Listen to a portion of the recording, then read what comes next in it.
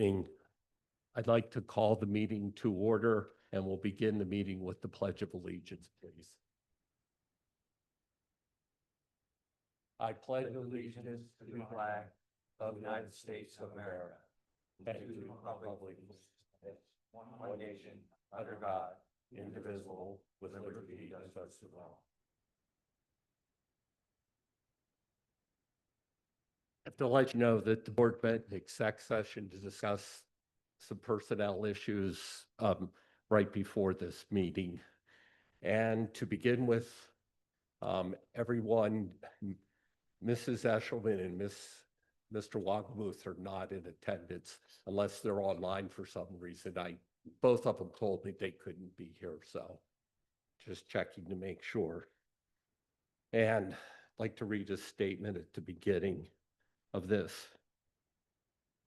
The Hempfield School District is about to enter into a massive high school renovation project. As you recall, Dr. Danbridge's contract was renewed this summer. There's bipartisan desire within the board to keep our district leadership team intact throughout the project. The board entered into contract negotiations with Mr. Bermersky, Dr. Musser, and Mrs. Hall with that intent during the summer. The board's intent is to provide contract that meets the needs of all three individuals and also meets the needs of the board. With that being said, this takes time. With that intent, our goal is to provide contracts that meet the needs for each of our administrators while also serving the best interest of the districts. It's because the discussions have been ongoing and they do require additional time to ensure all considerations are thoroughly addressed. As a result, I make a motion to remove personnel action items A, B, and C from tonight's agenda. So I need a second, please. Second. Second, any discussion? Mr. Keener? Mr. Donato, I appreciate the sentiment that you just expressed, and certainly as one of the two board members, along with Mrs. Brady, who you tasked with spearheading this process, I must speak against the motion to change the agenda. We entered into productive and ongoing discussions with Mr. Bermersky, Dr. Musser, and Mrs. Hall. As of yesterday, as of 24 hours ago, all three of them indicated agreement to their contract. This morning, for reasons that are not entirely clear, one of the three of them rescinded their approval and indicated that they did not wish to have their contract renewed. That is certainly that administrator's prerogative. However, I do not think that it is fair or appropriate to frankly yank out the rug from under Mr. Bermersky and Dr. Musser because one individual decided at the last minute that they didn't want to do this. So I will be voting against the motion to amend the agenda. Any other comments? I'll just say, I agree that we shouldn't be taking this off the table, even though I was going to be a vote no. It's not against the administration. It's not against anything of that. This has been a rush process. It's been handled inappropriately. The administration didn't ask for it. This was the board. So my vote was going to be a no, but I agree with Mr. Keener that this was on the agenda, and so it should go through as normal. Anyone else? Okay, at this point, Mrs. Brady. I want to clarify that this process started nearly 6 months ago. And at that time, the consensus of the majority of the board was to work to ensure continuity and cohesiveness of our current admin team, as we will be embarking on more than 4 years of a very complicated high school building project. The board's rationale at that time was to avoid putting the district in the position of 3 contracts ending on the same date in the middle of a project and risking the district being without experience at the top during such a critical juncture. The board decided it was in the best interest of the community as a whole to seek to extend these contracts to keep together the team and all the work they have already invested in the high school project, as well as their collective historic and institutional knowledge about our facilities, phasing, and financing, and how all of this can and will impact the functioning of our students, faculty, and staff. We each operate with the facts we have in front of us individually at the time, and I acknowledge that others may evaluate those facts differently. That said, I agree to participate in these negotiations to be sure they were fair to everybody involved. And I am willing to support the logic of that endeavor, but we have not successfully completed the negotiations to the agreement of all parties involved, which is why I can't support moving forward at this time with less than that original goal in place. Thank you. Anyone else? Okay, we have a motion to drop personnel action items 5A, B, and C. Roll call vote. Okay. Roll call vote. I'll just go ahead and do that. I'll start with myself in this case. It's yes. So I think we should move forward with the vote as it is on the agenda, as Mr. Keener pointed out. So your vote's no. Okay, I'll vote yes. okay, No. okay. Mr. Garber, No. Mr. Keener? Oh, No. I'm sorry, Mrs. Brady. Oh, I'm sorry. Yeah, sorry, I just sort of looked. Yes. Mr. Keener? No. Okay. So in this case, the motion doesn't pass, so we'll proceed on with the personnel action items when we get to that point. Mr. Maris, I will turn it over to you to run the meeting, and we get the personnel action items. You can turn it back to me. Right, thank you. Thank you. All right, welcome everyone to our Buildings and Grounds / Finance meeting today. I believe our first item is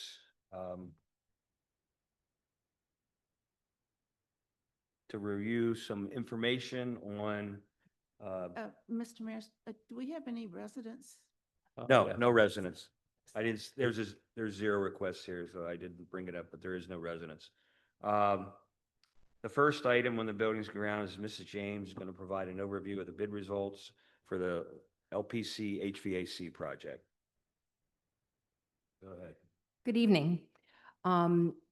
We conducted a bid for the HVAC and replacement at LPC. This was part of the CAP projects plan that we have in place. This is beginning of phase 2 of those projects. I worked with More Engineering to, helped me to come up with the specs for this project. This project will include HVAC replacement. To give you an idea of what this means, as you know, we've already replaced the boilers and chillers in that building. So this would be the heat pumps and so forth, the unit ventilators and so forth in the classrooms. This would involve some of the water, the plumbing in the building, as well as when we remove the unit ventilators in that building, we would do any necessary painting, and we would replace any of the carpet that would not be under those unit ventilators that are in those classrooms. This will, excuse me, this will also include the replacement of all ceiling tile within that building, because we're having to remove that due to the replacement of pipes that are within the ceiling. We also had included on this bid packet an alternate for the lighting to also be replaced as part of this bid packet. It is in the best interest that we replace the lighting at this time. It's going to be less costly to the district because we already have all of the ceiling tiles out of the building. So that would be the desired time to do a project such as this. As I mentioned, this is phase 2. So this project would begin at the end of school in June 2026. It would continue through basically the first semester of the 26-27 school year. We will get the project to the point where we will have to mobilize classrooms and things like that to continue during the project during school. I think that's everything. I don't know, Mr. Kaufman, do you have anything else that you wanted to add to particulars about that?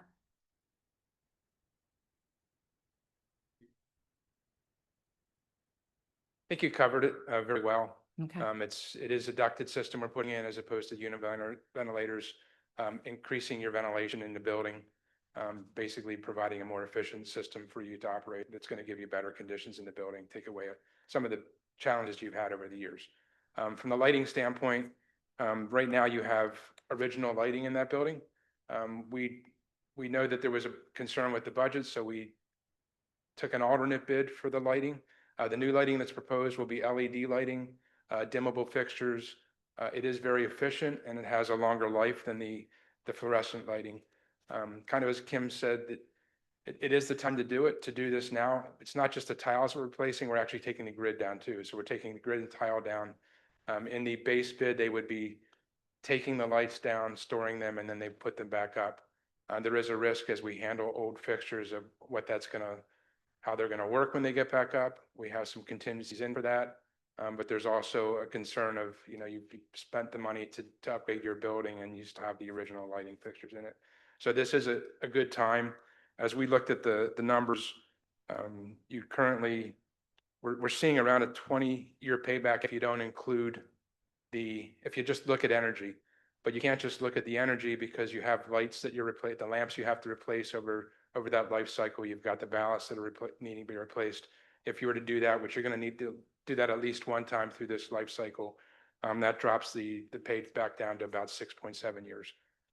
So if anyone had any questions about the lighting, I can try to answer them. Do you have any slides to share with us? Yes, yes, Can we put them up, please? yes. Is So that- that's what we'll be doing next. Okay, all right. But just a question on the lighting. I know sometimes the dimmer switches are proprietary and some of that stuff. What kind of system are we going to install for easy maintenance? I know some of it can be proprietary and then we run into problems when they break and the cost effective of that. Yeah, so it's a Siemens lighting control system. Siemens is who you have through all your buildings right now. So it would be the same system that would be eventually going into your high school. You had said alternate bid. Do you mean basically you just broke it out as its own, the lighting as its own bidding versus the rest of the package? Is that how I understand your term of the alternate bid? Or? Yes, it's a separate price that you would add on to the base bid to do the lighting.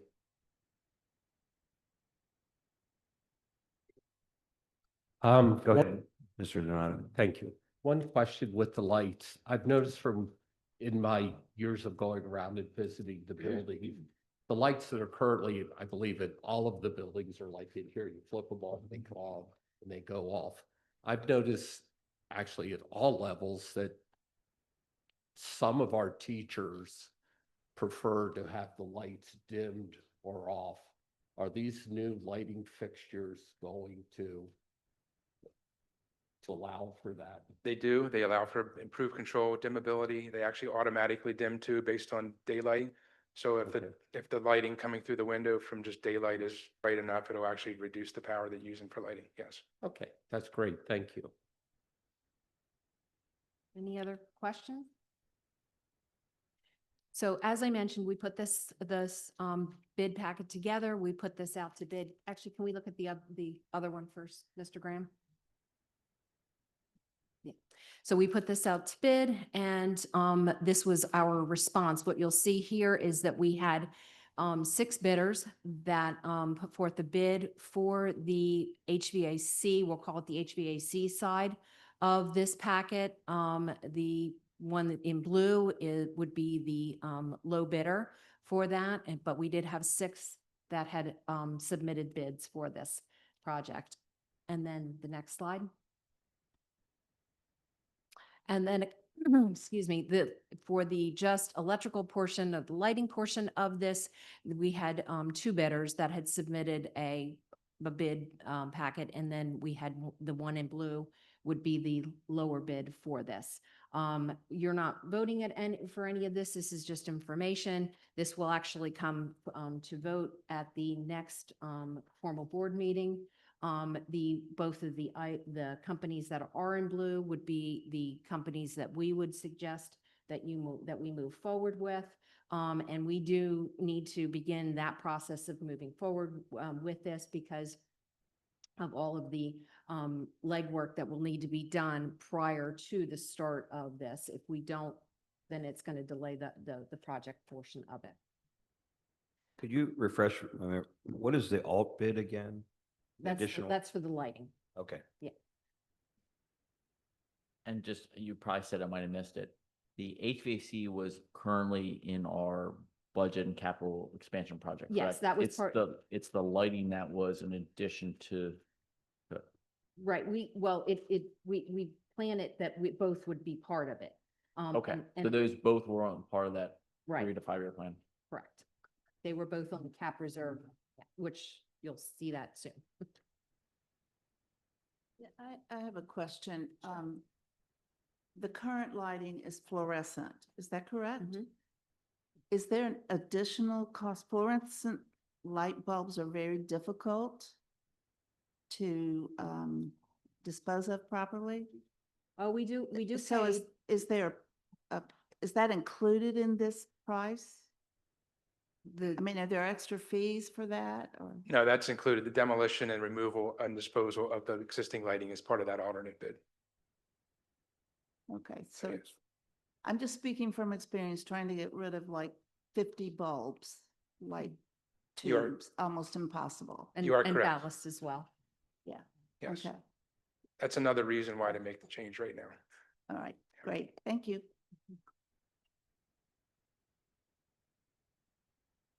Any more questions? All right, next item on the agenda is the capital projects update by Fidavia. Somebody from Fidavia wants to come up here? Yes, I'm online tonight. This is Chris Selmer. Good evening. Can you hear me okay? Yes. Okay. Is it okay if I share my screen, Mike Graham? Okay, thanks. All right. Can everyone see my screen okay? Or is it too small?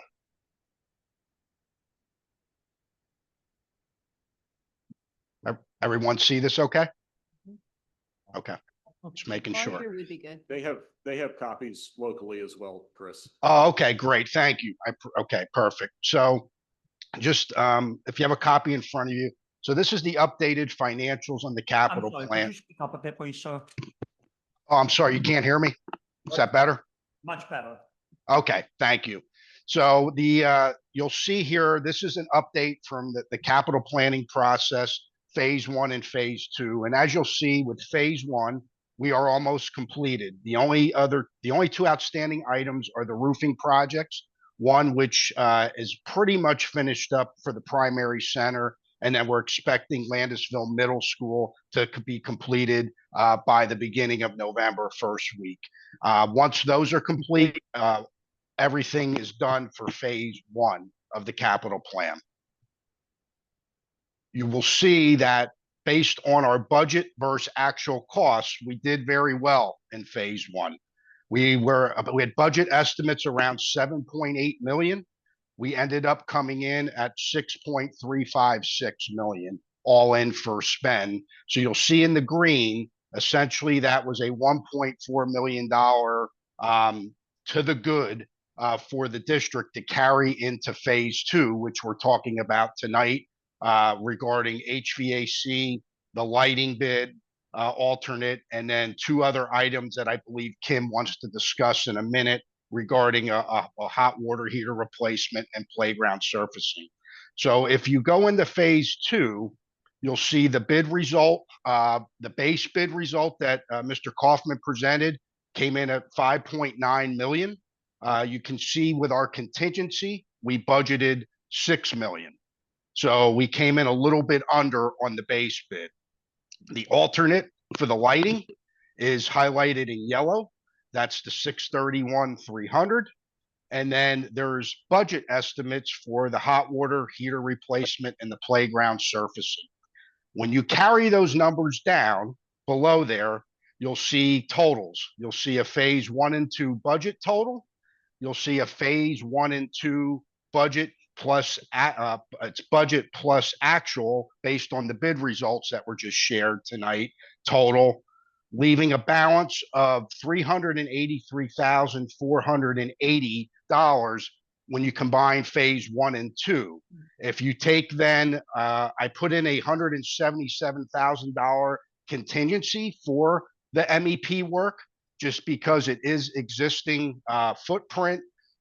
We know sometimes, there's going to be unforeseen things they may run into in that type of project. So I did put a 3% contingency in there. Even with that in, you're still, if everything comes in the way we anticipate, both budget and the bid that was just shared with the board, the hope is through phase 2, you would still be to the good about $200,000 between phase 1 and 2.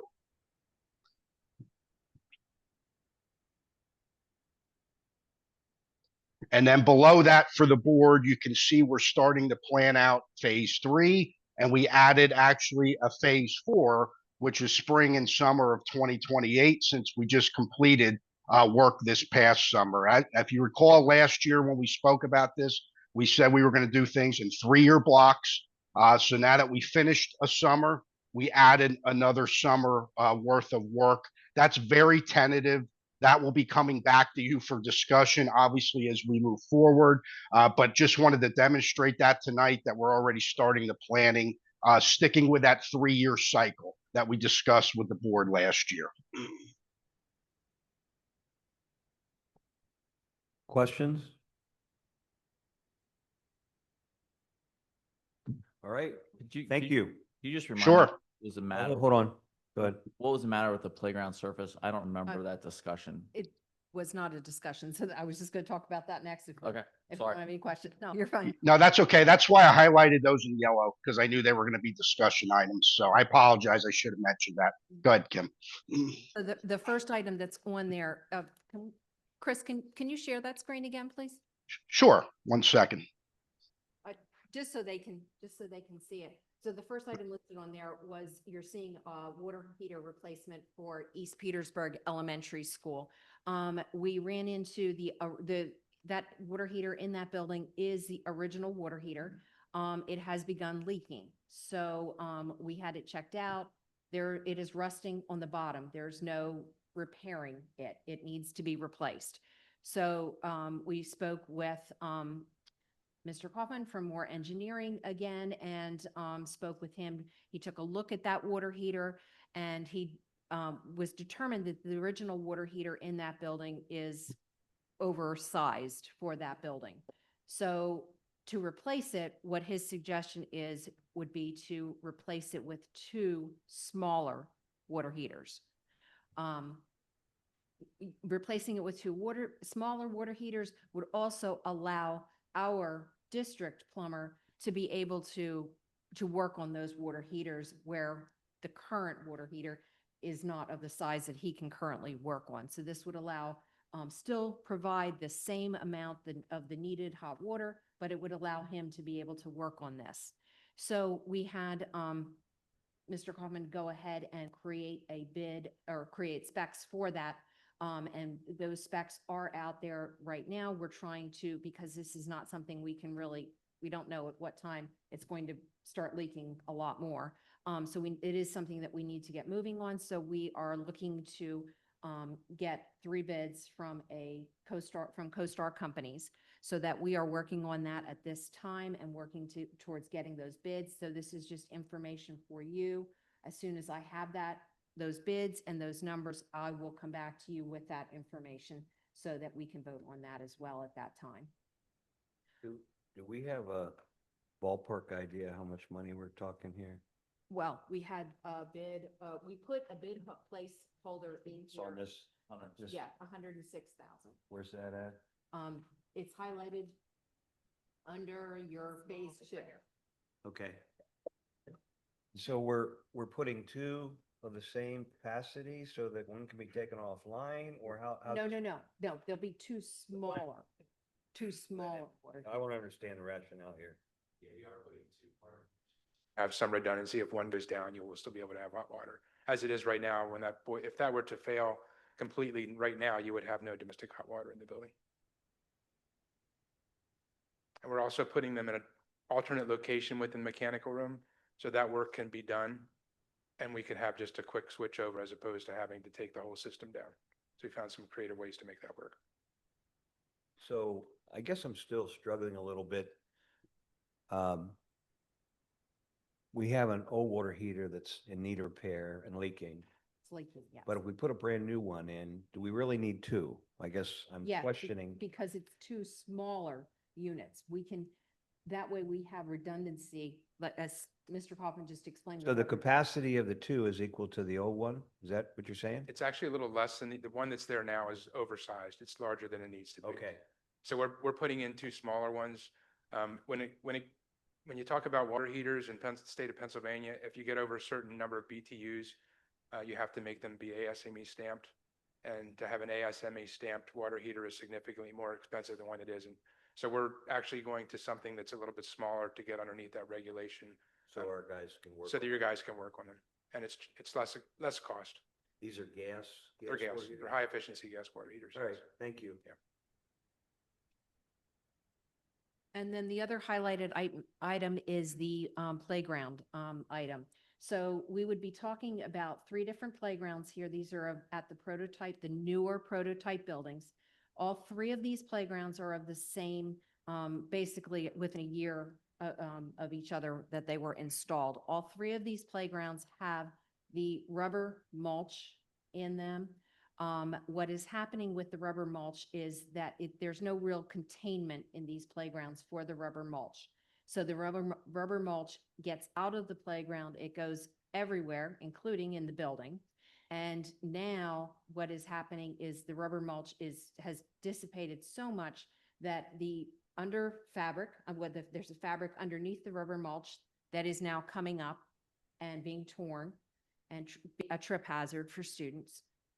And also underneath that fabric is stones. Now those stones are coming up and being mixed in with the rubber mulch as well, also creating hazards, dangerous situations, or not dangerous, but safety situations for the students. So what we're intending to do is I'd like to go out and find and get bids for replacing all 3 of those playgrounds with the poured-in-place surface, as we already have done several of the other playgrounds with. One of the things that I think could be beneficial for their playground being replaced is in the other playgrounds that we previously had to replace, we had to also build in the cost a border of concrete, which is basically looks like a curbing that contains that poured-in-place there. We already have that border of curbing or concrete around those playgrounds. So I think that will be a cost that we won't have to incur when we do the poured-in-place with those 3 playgrounds. Just to add support to this, again, visiting, I have seen the things in the mulch. When the kids go out there, the mulch does end up everywhere because there being kids in the playgrounds with it. And I've seen the other where we have fixed it. It is a world of difference. Mhm. Any questions? All right. Next item is CMS auditorium renovation update. Mr. Graham, I'm going to give us an update on that. Yep. Really quickly, back in the spring, we approved two projects, or you approved two projects for the CMS auditorium and the LPC auditorium. Work over at CMS has been completed, replacing the rigging, curtains, lights, electrical subsystems. The space is now considerably nicer to both attend events in, to teach in, for classes that are there. You'll see we've rearranged some things. The space is much more functional, much more friendly for the events that are going on there, and definitely much more, much safer now that we've replaced everything, removed a lot of obstacles that were in the way. And overall, it was a great project. We were very happy with the work that Illuminated Integration did. This was the first major project we did with them. Nothing but good things to say. And we've been having some good conversations about other future AV projects around the district that they might be able to help us with. So CMS is done, and LPC will be starting work next month for the other project. What did the cost end up coming in at? It's whatever the contract was. It was 228. I think it's whatever was on that spreadsheet that was just up there. So that was the budgeted amount? Yes. Okay. That's the contract we signed for it. Yeah. Okay. Other questions? Mr. Graham? All right, our next agenda item, I believe, the KCBA update, the high school project, and I believe Mr. Bomersi is going to lead that from Pittsburgh, right? That is correct. Good evening. Good to see everybody. So I know there are members of our larger team with Fidavia, KCBA, and Dr. Brossman is here. I'm not sure, I can't see the full room if Hugh from ELA is here or online, but I'm going to be able to go through most of this because most of this presentation is just informational, but there are pieces where I'm going to defer to whether it's Ryan from KCBA or John or Dan from Fidavia as we get into some more detailed information that we've received recently with regards to stormwater management as well as building structure. So, Mr. Graham, if you could pull up the slides and I'll be able to. We have Mr. Brossman here too. I don't know if you're aware of that. Yep, I see Dr. Brossman there. Yep, thank you.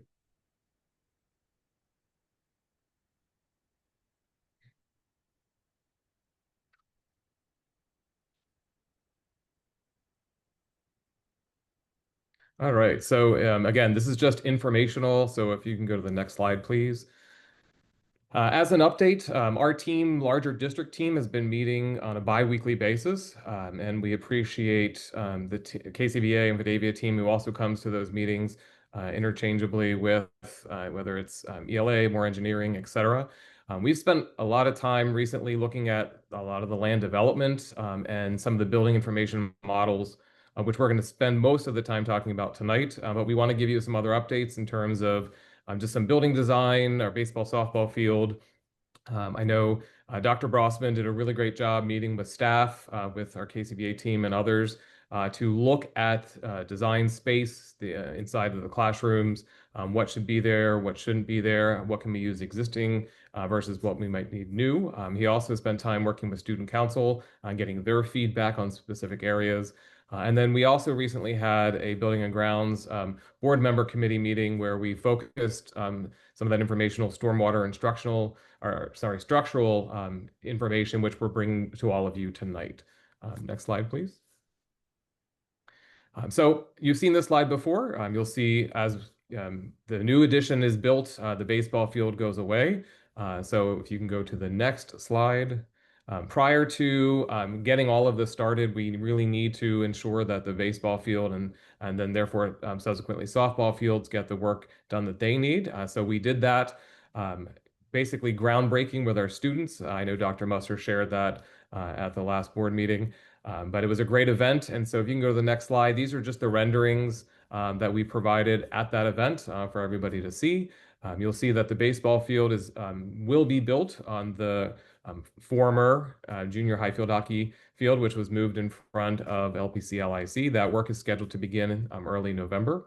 And then if you go to the next slide, and there's where the softball field currently sits, but we will actually be moving it a little south.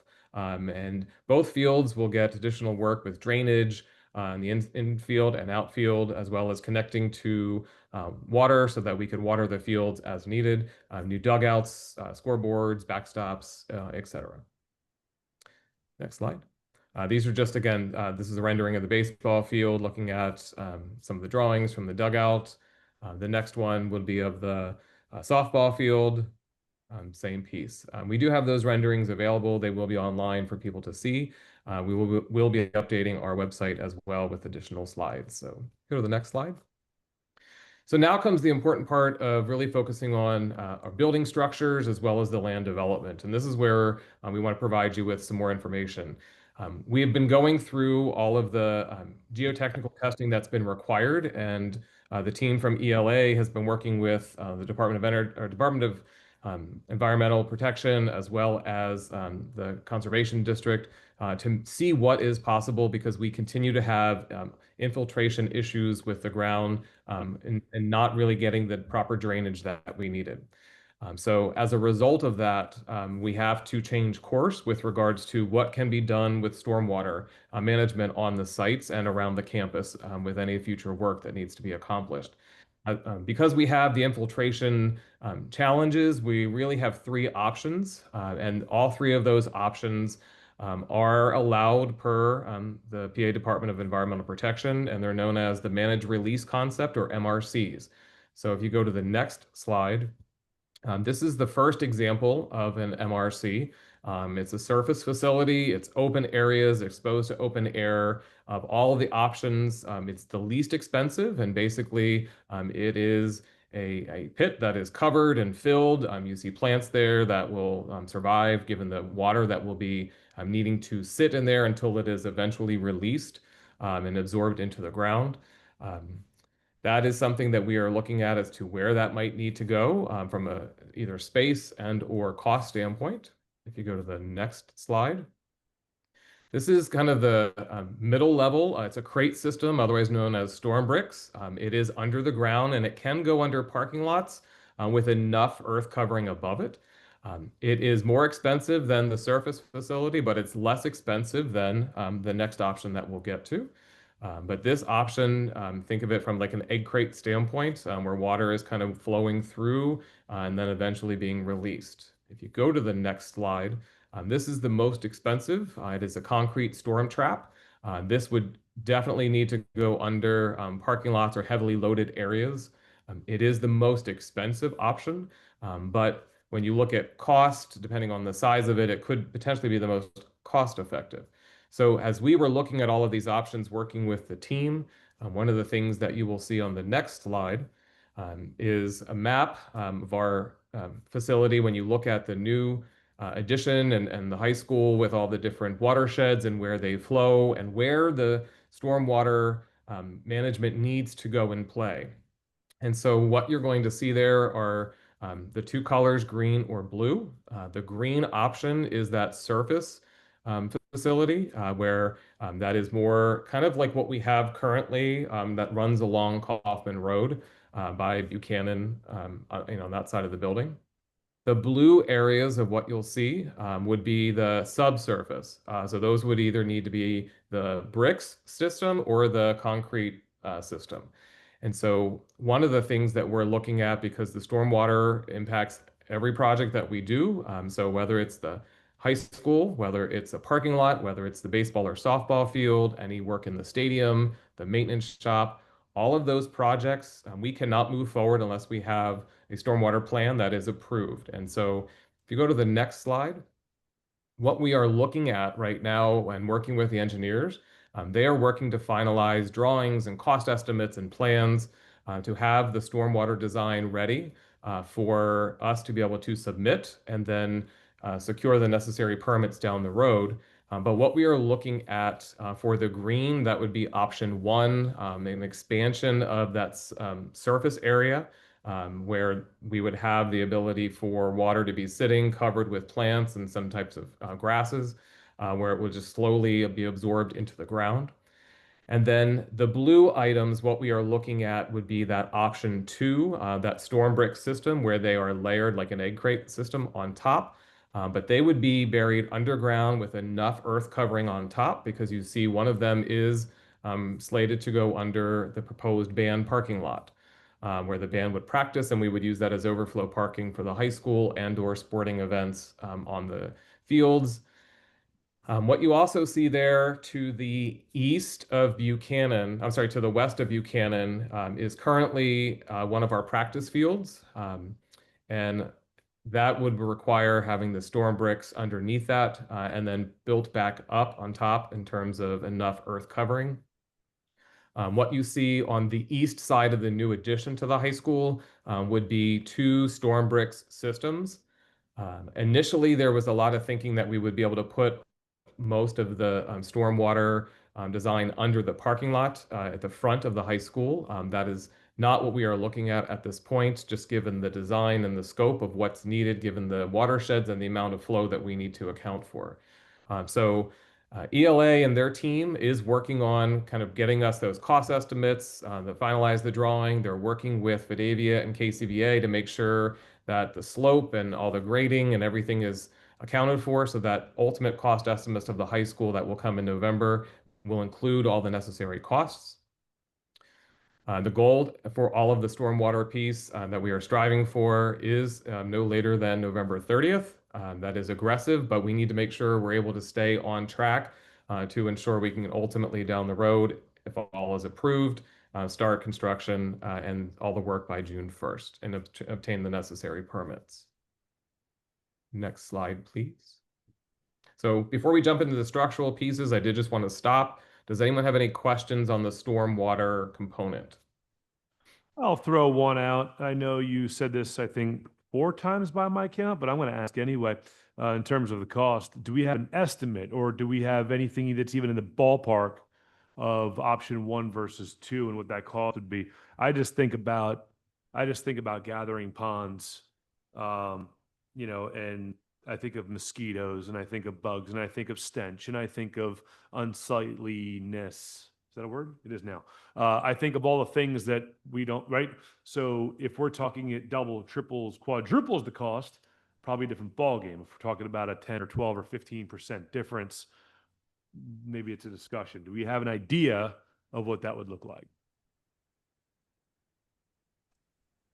Anyone can answer, by the way, anyone in the room for that matter. This is John from Vidavia. Apologize I couldn't be there I'm in not sure if person. you can hear me, but everything just froze. Yep. The subsurface stormwater systems are 2 to 3 times the cost of a surface, if that helps. We don't have hard numbers. We're waiting on ELA. They have a team of engineers working on what we need where. And as soon as they get that, we'll have some budget numbers. But to answer your question, it's 2 to 3 times the cost for a subsurface. Okay, thank you. When we did some initial calculations based on some of the initial information, if you look at 30 years out, that middle option, the storm bricks, compared to the surface facility, is more cost effective when you look at per square foot by just a little bit. Why is that?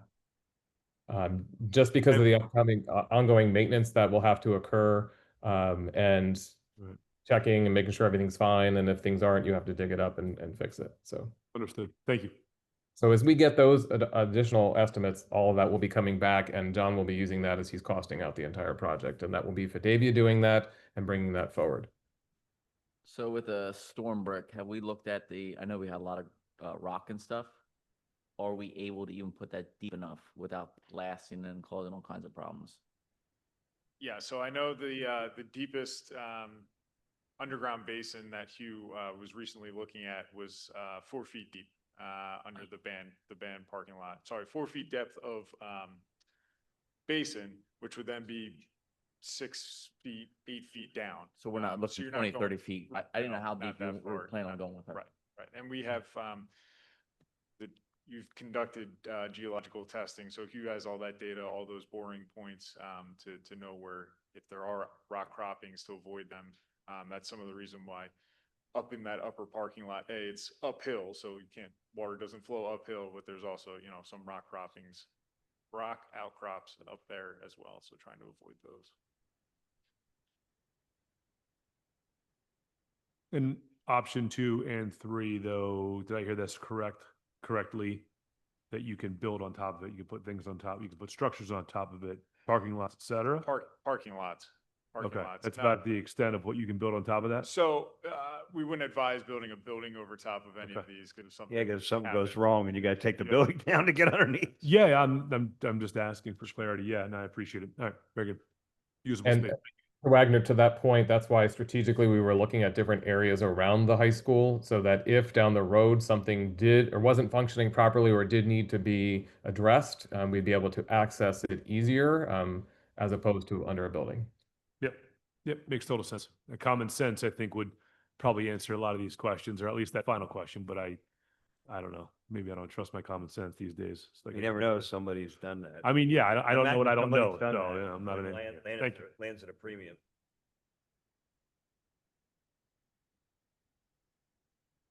Okay, then the next part we'll go on to is on the structural side. Mr. Graham, if you could, when you pull the slides back up, just go back to slide 3 for 1 minute.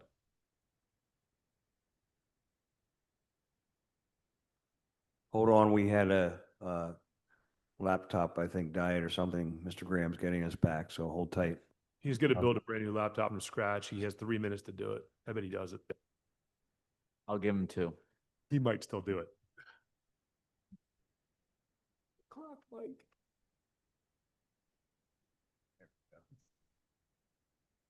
All right, so just looking at slide 3 there, if you look at the existing Buchanan structure at the northern end, and I don't know, Mr. Graham, if you could just put an arrow there with a cursor, if possible. But you see it's the upper right corner of the building, Buchanan, that's gray. In that area, currently, it is built adjacent and connected to Franklin. And when the Franklin portion of the building comes down, that building is now exposed.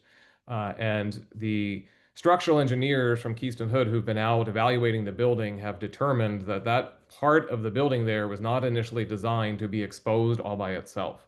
When you look at different loads and wind shear, et cetera. So they've been working with Fidavia and KCBA to determine how to best structurally engineer that building and that portion of the building to ensure that it's safe in the long run if it is ultimately exposed. And so if you then go back to slide 18, Mr. Graham, it'll get to the structural pieces. Maybe go back right there. That is, yeah. So we know that from a structural standpoint, due to different soils and where we'll be building the building, as well as that northern end of Buchanan.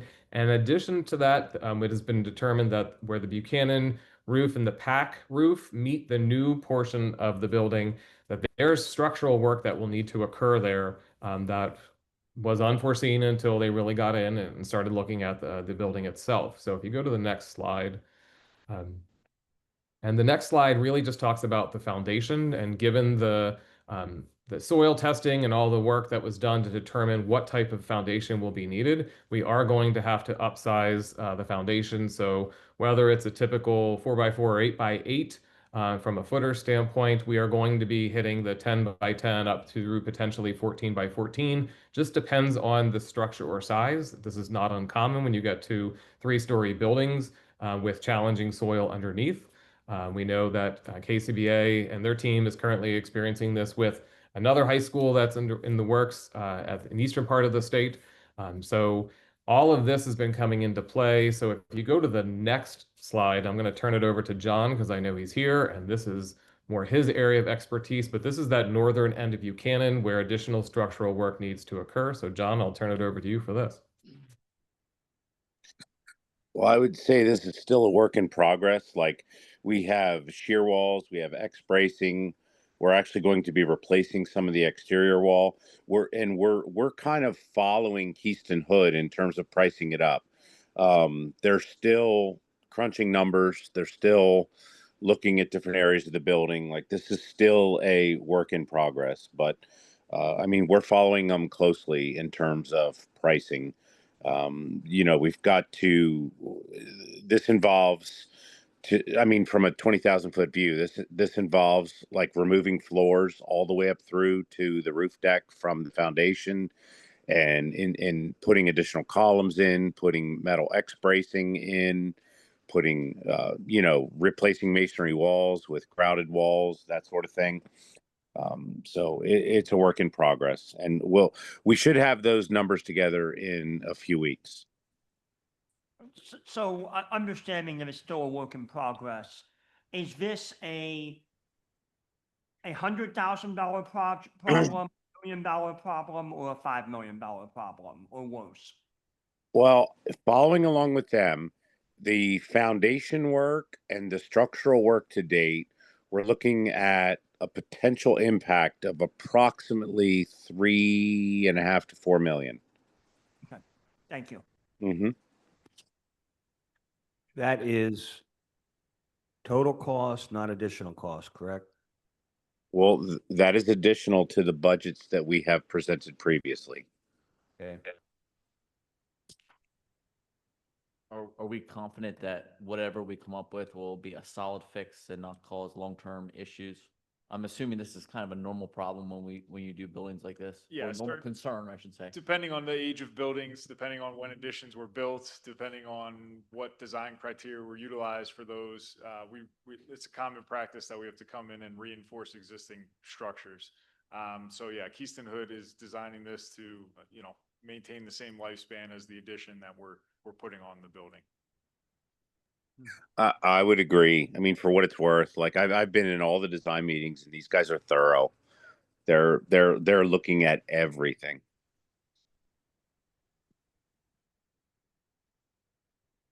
So the blue walls are the shear walls that are on the interior of the building, and then the orange would be the brace on the framing on the towards the exterior on both sides, the northern and the eastern side of that particular portion of Buchanan. If you go to the next slide, that will focus on the roof, where the existing roof of Buchanan and the PAC will meet the new roof. John, you want to just talk a little bit about the colors and what they mean? Yeah, essentially what this shows is some overframing is required to shore up that corner of the building, because where the new roof meets the old roof, you have a potential, you have a little valley there that's created, and it creates the possibility of additional snow load. If we get a big snow, you could have more than the 12 inches that engineers figure. So they're recommending we shore up this area of the building by basically, in layman's terms, we're adding a few columns and we're sistering some joists. We're adding some supplementary steel in there just to ensure that that corner where the new meets existing can handle any existing snow load.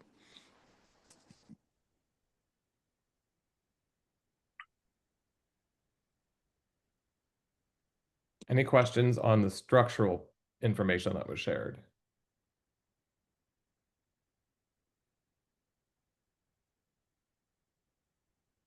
Okay, hearing none and seeing no hand. Oops, wait for Mr. Graham to correct that tech.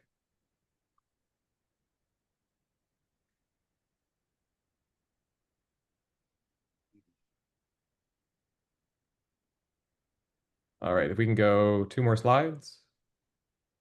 The next piece, we're just going to provide some updates as the KCBA team has been meeting with us.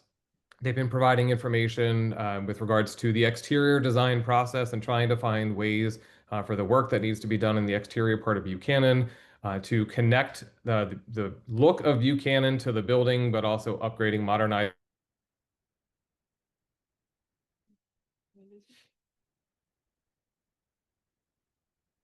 Mr. Pomersky, you froze up there. Are you still with us?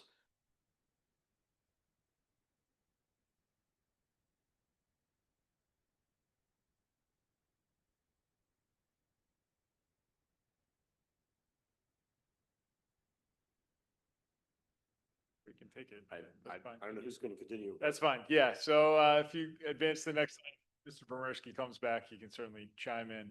But going to the next slide here, part of this is creating an identifiable, safe main entry to the new school. So that central portion there does exactly that. To the right-hand side, you'll see the additional senior entry that will be utilized for students who park on the western side of the new parking lot. And that's the area of Buchanan that we're also reinforcing. So we have to take most of the facade down on that side and reclad it. So that's another reason for the new look on that portion of the building. And circling around the building, this is that closer snapshot of the senior entrance. You can see we're utilizing durable materials towards the base of the building everywhere. And then as we raise up a little bit, we're able to use a little bit more cost-effective, yet still durable materials in the additions and the recladding of Buchanan. He's back. All right. Mr. Bermersky, if you want to take it. Keep going. No, you're doing All great. right, very Keep going.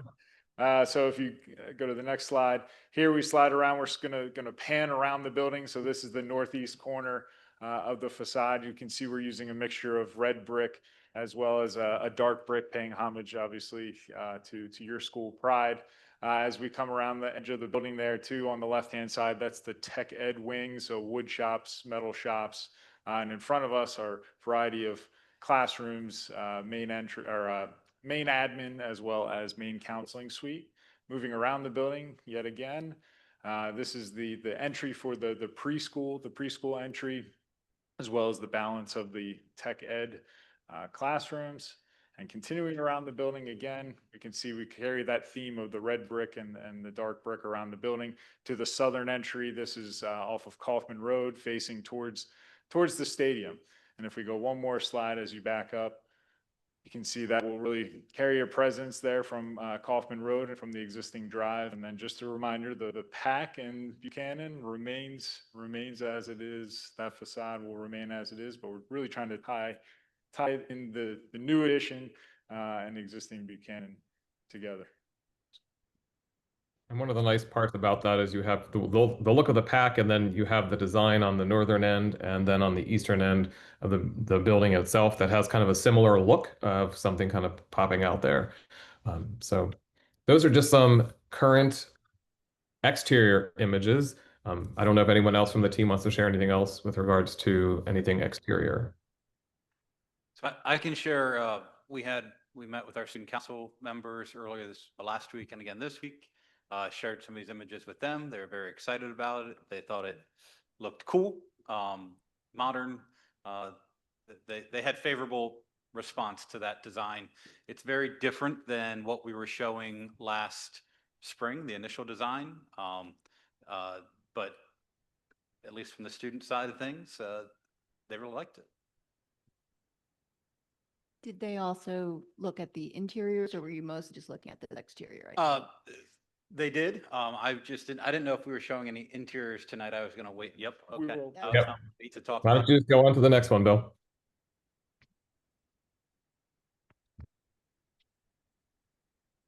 So yeah, we've also been developing the interiors. These are fresh off the presses as of this week. So we'll continue to develop them as we move through. But once again, still maintaining that same Hempfield character that we were showing in the initial interiors back in the spring, paying homage to that black and red. As well as providing some natural warmth there in the wood cladding, and also trying to keep it bright so you can see then into the gymnasium and with some of the flooring patterns here. As we move to the next slide, this is from the opposite end. That was from the north main entry. This is from the south, the Kaufman Road entry. So once again, keeping durable materials down low, and then some sound acoustic treatments up higher. That way, these spaces don't become too loud and overbearing for students throughout the school. So we also met, this was part of the meetings with teachers and other staff. So we went through a lot of the spaces piece by piece. So here's an example of the wood shop, laying out every single piece of equipment that they have, and really taking a deep dive into each of their spaces to make sure we're meeting the needs of the teachers as we move them into a new space. And if you go to the next slide, we've also provided 3D spaces here. And these are some of the similar images that we utilized for the student council for some of their spaces, as well as some of the general public spaces throughout the school. So Mr. Brosman or Dr. Brosman. Yeah, so I just can't say enough good things about the way KCBA has engaged in this process with our students and our staff. We met with every department last spring. They took in all the information, listened, took that all in, worked all summer long, you know, as they talked about inflating that balloon, seeing how much of what was talked about could go into the design. And then obviously that got pared back a little bit as we value engineered. But then here in late September, we were able to go back again to each of those groups from every single department.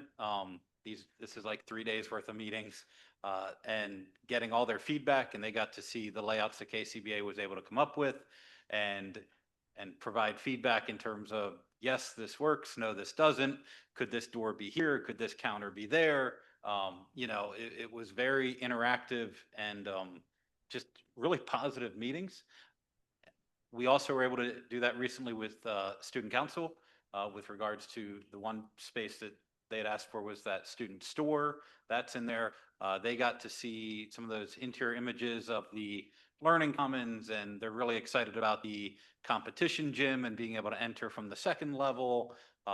We also talked to them about the new approach to kind of more universal bathroom setup, which they seem to be mostly okay with. They had some feedback on that we're looking into, but it's been a very positive, interactive back and forth experience for the teachers and the students. And KCBA has done a really nice job of incorporating everything that people are looking for, obviously within, you know, within the budget of what we're able to do.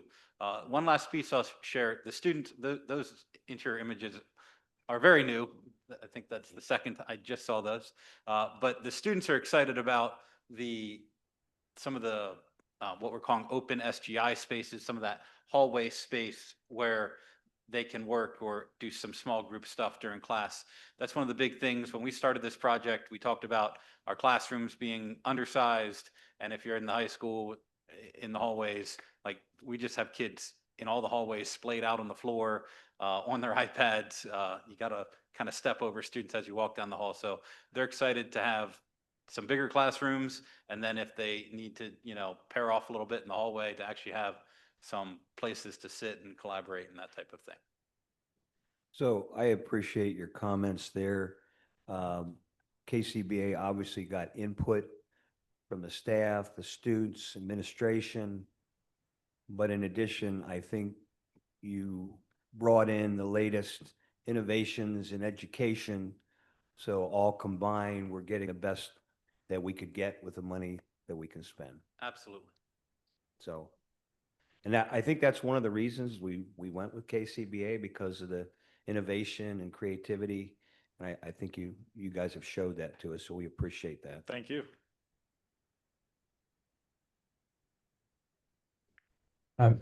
So just a couple other pieces with regards to any stadium or field house work.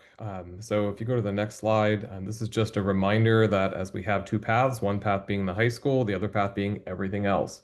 And that includes stadium work, whether it's, if you go to the next slide, whether it's the lighting, which we're working on getting updated quotes, and we are learning that it is going to be potentially easier to upgrade the lighting on the quad compared to the stadium. The stadium is more challenging given the age of the lighting and existing poles.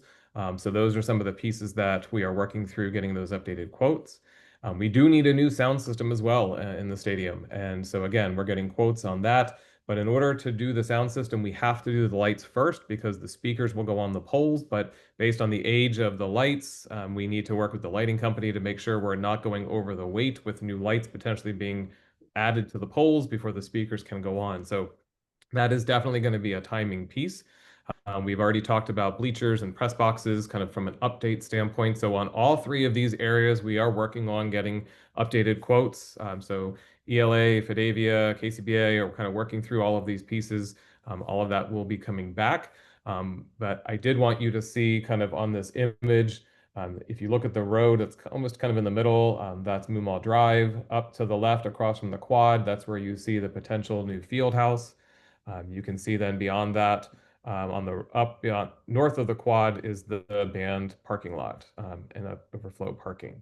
If you go to the next slide, board members, you do at your seats have kind of an interior layout of the potential field house design, just so you can start to get to see what that would look like on the inside as we continue to work through this process. If you go to the next slide, then Mr. Graham, what you're going to see is just the color version of the field house in relation to where it is to the concession stand as well as the track. And then the next slide is just a track view of what that potentially could look like. Again, these would be restrooms on either end. The restrooms that would be on the end closest to what we're seeing here with the red brick area would also be accessible on the other side for those who are at the quad and some of the other fields. Everything else will be accessible inside the track. And then if you go to the next slide, given all of this, this is still our high school renovation addition project schedule. The design development phase was scheduled to be completed the end of this month. There's with the stormwater, we still need all of that information to be wrapped in. So that's a slight extension, but we're still moving forward with what we need to move forward with. All construction documents need to be completed by February 27th. In order to potentially secure all the necessary permits, and then potential construction start date being June 1st of 2026. Next slide. In terms of what's coming next, so I did just share, we're working to complete the design development phase in that October-November timeframe. We do have our community town hall next week on November 6th. So we're hoping members of our community do come out and to get another update. We will have, as you're walking in, those renderings, and those renderings will also, my understanding, talking with Ryan from KCBA, will have QR codes so people could actually get more detail and see more things.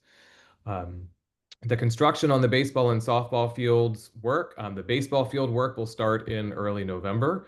And we have 1 acre of work that we can do until we obtain all the necessary permits. After that, everything will occur in terms of baseball, softball, so that things are ready for the appropriate timing for their subsequent seasons. Fidavia will be working on the cost estimate for the entire project for the high school project. That our hope is to have that in November. We are hoping to be able to submit land development and submission, all of that in November. That might be slightly delayed due to stormwater. The thought being right now that given that ELA has been working with the Conservation District as well as the DEP, everybody is aware of what we're doing. And so the more conversations we're having, hopefully will not delay anything on the long term in terms of when we submit everything, potentially less submissions, which will keep that schedule hopefully on track. In December, we'll be going through a building code review on a much deeper scale to see what's actually required, any other pieces we need to discuss, including things like fire alarm systems, all of those pieces. We will engage in some discussion around pre-purchasing of equipment starting in this winter of 26. And then in January, I believe we're looking at January 14th, if I'm not mistaken, to hold the Act 34 hearing regarding the project. So a lot will keep moving over the next several months, and we'll continue to keep you updated. But most importantly, next month when we get updates in terms of finances, costs, etc., we'll be bringing all that back to you. So with that, I believe that is the last slide. So I'll open it up for any other questions.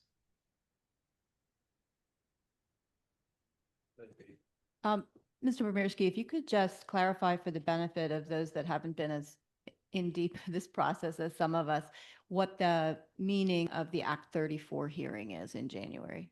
Sure. And actually, I will turn that over to Ryan from KCBA because they will actually be leading that. So Ryan, do you want to talk through? Sure. So that is the one required time that you're required by the state of Pennsylvania to discuss and take public comment on the project. So you as the board and as an administration have obviously been doing much more than that with the multiple town halls that you've been holding. Obviously, we've been talking about it very much in the buildings and grounds meetings. So again, that's the one required hearing that you're required to hold by the state of Pennsylvania. It's a judicial proceeding. There will be a court reporter. There will be a presentation given by the district on the project, the finances, and then public comment will be taken. That's not a time for back and forth. It's truly just hearing public comment at that point in time. So as Mr. Bomerski pointed out, we hope that people come out who are interested to the November 6th town hall, because that's an opportunity for a little more dialogue. And just to clarify, that's before the board votes finally on the moving forward. That is Has correct. not happened yet. but we're Correct, hoping correct. it- Yeah, so opportunity for the public to comment ahead of any bids being accepted, any contracts being signed. And again, that doesn't even happen until after the project is bid. The bid date is March 2nd is the bids go out and then are received in April. So there is still a few months left here before that process even begins. Thank you. Other questions?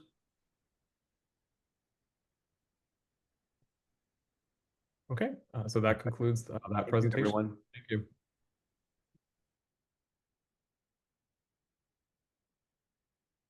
All right, that concludes our buildings and grounds. Mr. Wohlgemuth is not here today, so I'm going to be his substitute for finance. Our first item on the finance agenda is contracts. There are 12 different contracts here. I'm just going to throw it out to everyone. Is there any questions on any of these contracts? Go ahead, Mr. Grant. Ellis, will these be voted on in November? We don't need anything. Yeah, we're not voting on these today. Okay. There's thank no, you. okay. Are any of these new contracts or just upgrade contracts to what we have? Just renewals?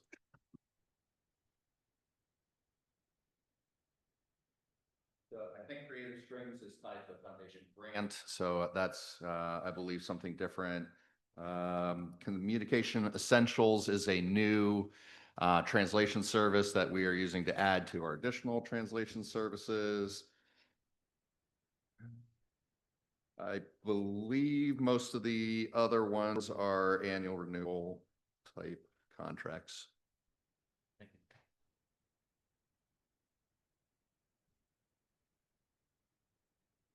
Just for clarification, where some of them are listed as new, they're new in that we're just writing it again each year, but not an ongoing. Correct. Spreadsheet. Any other questions? All right, so now we'll move on to personnel action item 5. It's agenda item 5, A, B, and C, and I'm going to turn it back over to Mr. Donato. Before we go on to actually making motions or doing anything, there's been some questions about why the superintendent, assistant superintendent, and the chief financial operations officer has to resign before getting a new contract.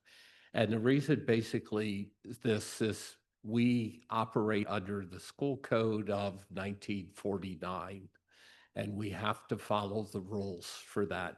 And again, it's from 1949, and we can't change that. So people are asking, why this has to happen that way, and I just want to provide that reason. It's a requirement by school code. If Again, that would be something the legislature would have to change. We can't do it with that. So moving on, I'd like to have a motion to accept the resignation of Michael Vermersky, superintendent, effective January 30th, 2026, consistent with the Public School Code of 1949. The Board of You mean June Directors hereby- 30th? June 30th? You said January. Sorry, June Okay. 30th. You're correct. I can't even read the motion. January 30th and consistent with the Public School Code of 1949. The Board of Directors, School Directors hereby moves to elect Michael J. Vermersky as Superintendent of Schools for the Hempfield School District for a 5-year term in acceptance with the contract effective July 1st, 2026 through June 30th, 2031. So with that, need a motion, please. Mr. President, do you intend to take each of these separately, or can we just motion the approval of 5A through C? I would think we should need to do all three Okay. I separate. motion the approval of personnel action items 5A through 5A. No, do them separately. Oh, separately, One okay. at a time. All right, I motion approval of 5A. Second, I'll second. discussion. I'll just start. This goes for all three of them.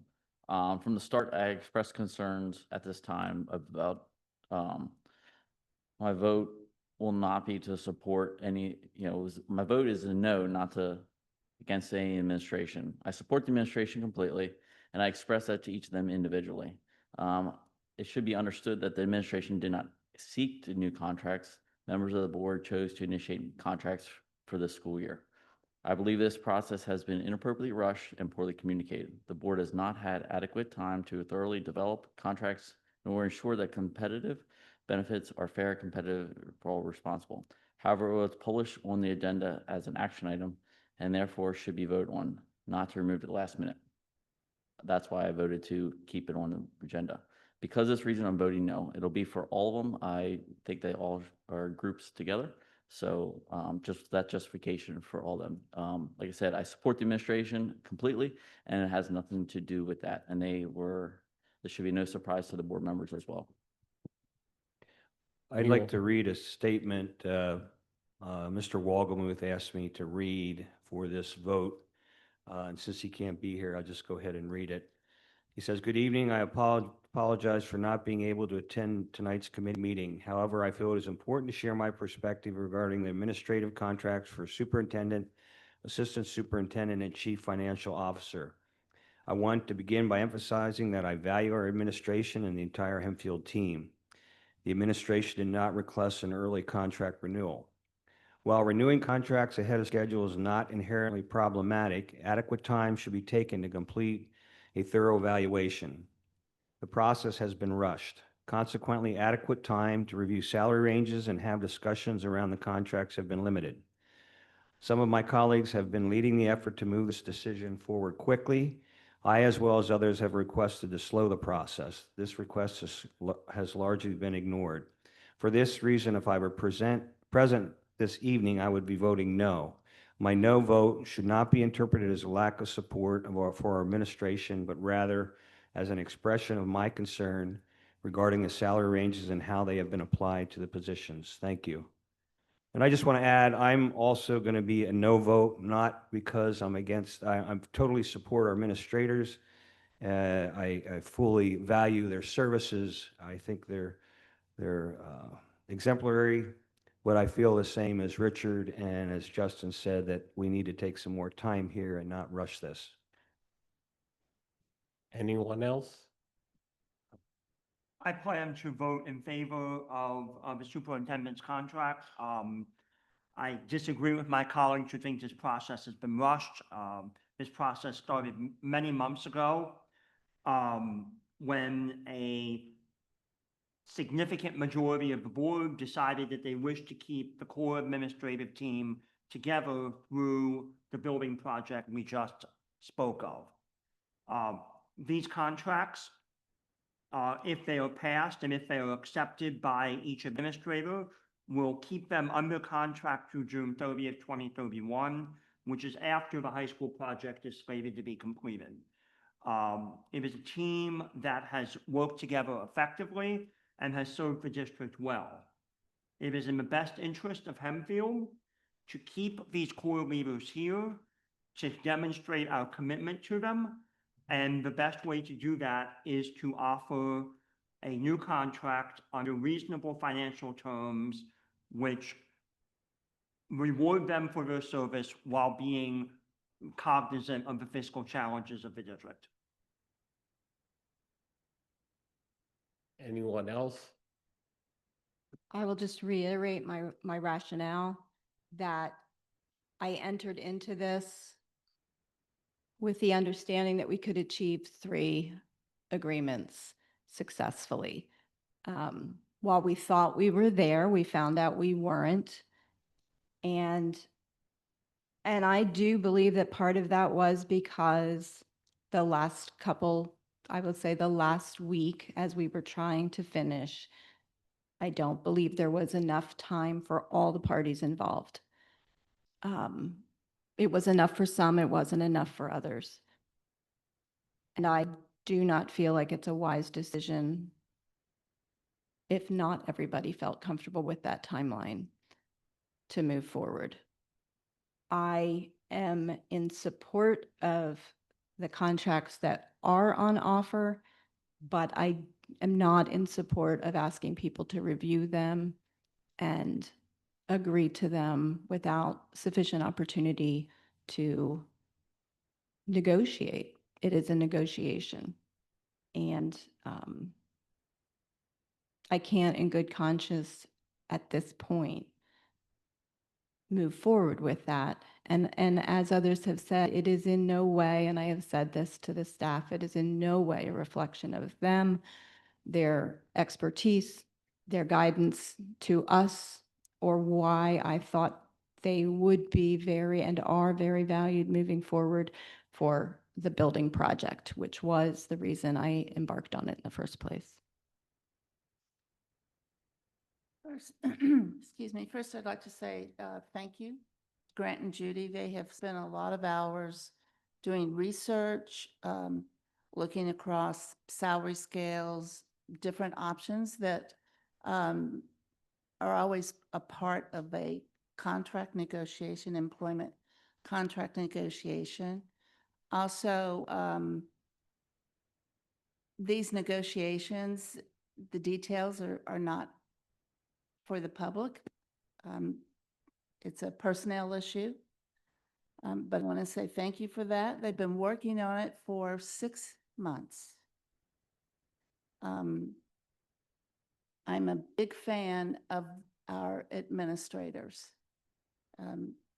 Having gone through different building projects through the years of our many moves across the continents, having a strong team in place with that consistency and institutional knowledge and is important for the smooth undertaking of the project.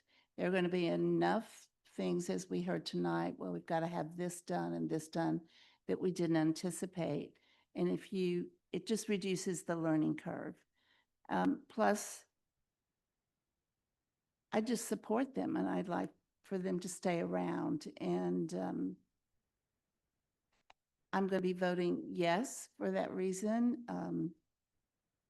I personally think we've had sufficient amount of time. And if we had questions, which I have talked with both people at different times who've worked on this, plenty of opportunity to ask questions, and I'm comfortable with these proceedings and with the contracts, and so my vote tonight will be yes. Okay, hearing nothing else, I'm going to request a roll call vote. Roll call. So I'm going to start with Mr. Keener, Yes. Mrs. Brady, No. Mr. Garber, No. Mrs. Johnson, Yes. Mr. No. Maris. Mr. Wagner? Thank you. Yes. And it turns out I'm going to be the deciding vote for this. And I've thought a lot about this for all three of them. I believe all three of them know I support them very much throughout my 8 years on the board and 4 years of being leadership. But at this time, I believe it's very important that we follow through with the initial thing, that all three of them be brought up for a vote positively at the same time. So I'm voting no, and I will vote no for the other two contracts too, so the motion does not carry. So moving on, need a motion to approve the assistant Motion to accept the resignation of Tab Musser, Assistant Superintendent, effective June 30th, 2026, and consistent with the Public School Code of 1949. The Board of Directors hereby moves to elect Tab J. Musser as Assistant Superintendent for the Hempfield School District for a 5-year term in accordance with the contract effective July 1st, 2026 through June 30th, 2031. So moved. Thank you, Mr. Keener. Second. I'll second. Thank you. Any discussion? I'll throw one thing out, and maybe I'm wrong. If I am, so I want someone to please tell me that I am. Because this board has come to a point where we have proposed contracts to our senior leadership of this district.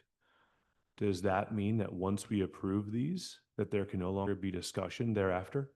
Does it mean that this is done? It's over? It's, you know what I mean? Like, I guess if there is more time that's asked for, if there's more time that's needed, that's fine.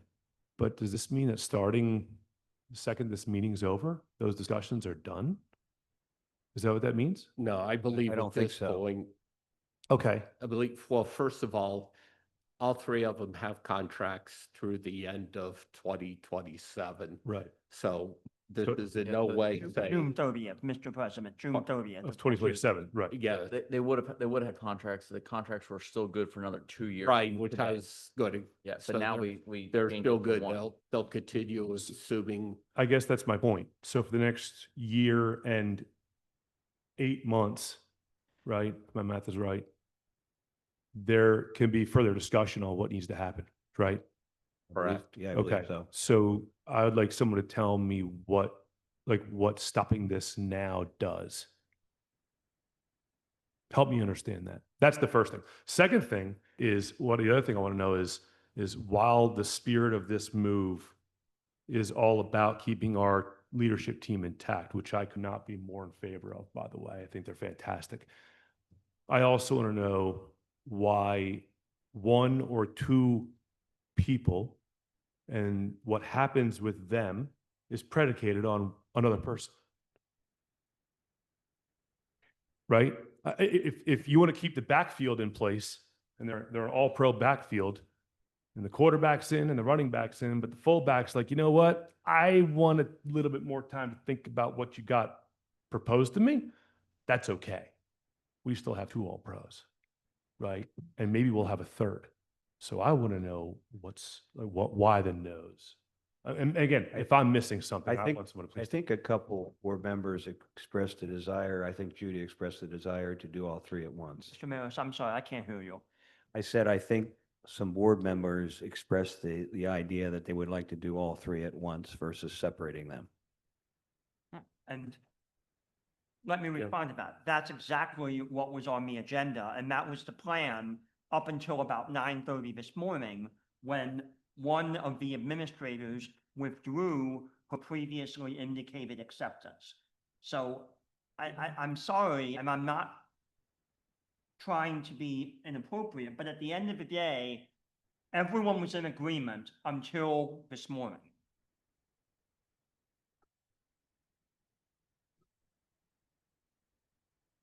I have a question. If these are all no's, if these individual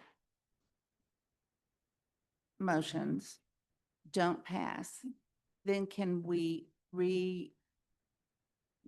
introduce another motion for it Yeah. to be all three at the end mean- of going through these one at a time? I'm not sure I understand that. Whether they're voted yes or no, I'm not sure I understand what you're asking. You-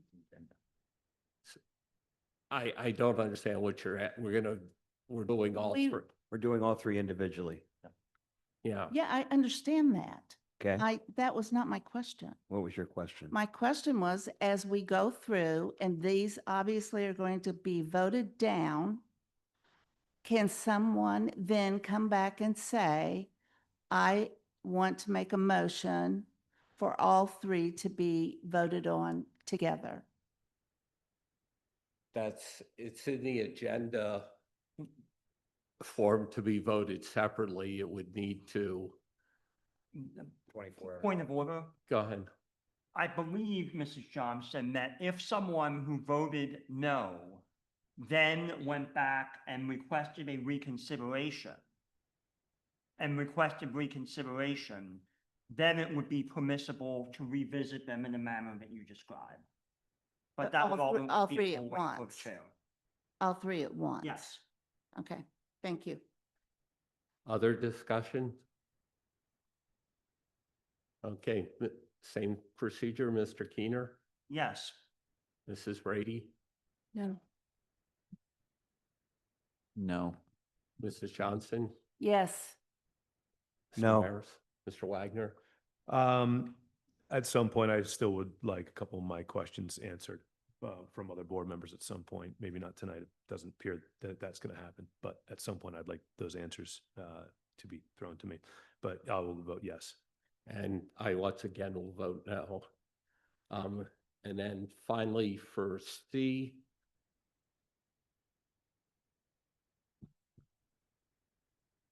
motion to terminate the current employment contract with Karen Hall, Chief Financial and Operations Officer, effective June 30th, 2026, and reappoint Karen Hall as Chief Financial Officer for the Hempfield School District in accordance with the contract effective July 1st, 2026 through June 30th, 2031. Any discussion?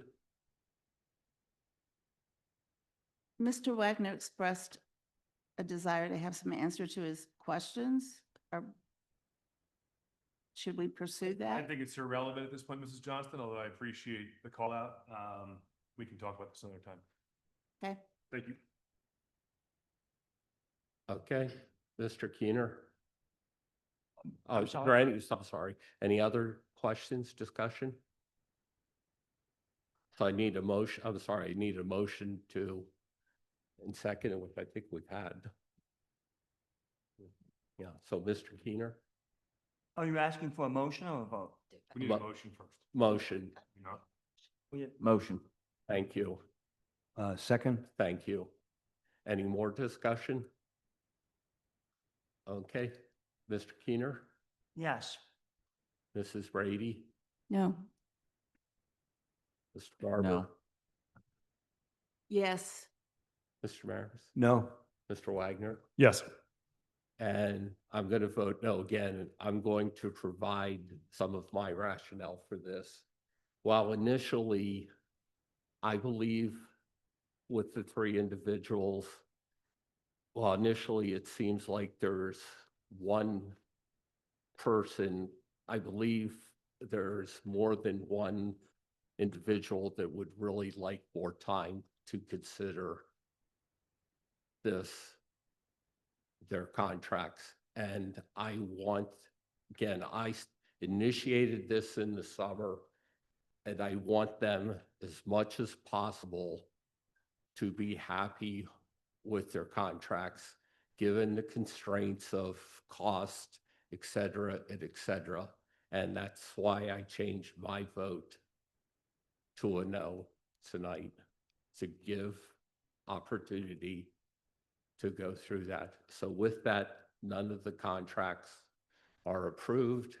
And unless there's any things, there will be a combined buildings and grounds, finance, personnel, policy, education meeting. I believe it's the 20th of November. We will not have separate meetings for them because of Thanksgiving holiday. So with that, need a motion to adjourn the meeting. So moved. Thank you. And a second from Mr. Wagner. All those in favor? Aye. Okay, most meetings adjourned. Thank you. Good night. Hey, you guys gonna hang around for a little bit?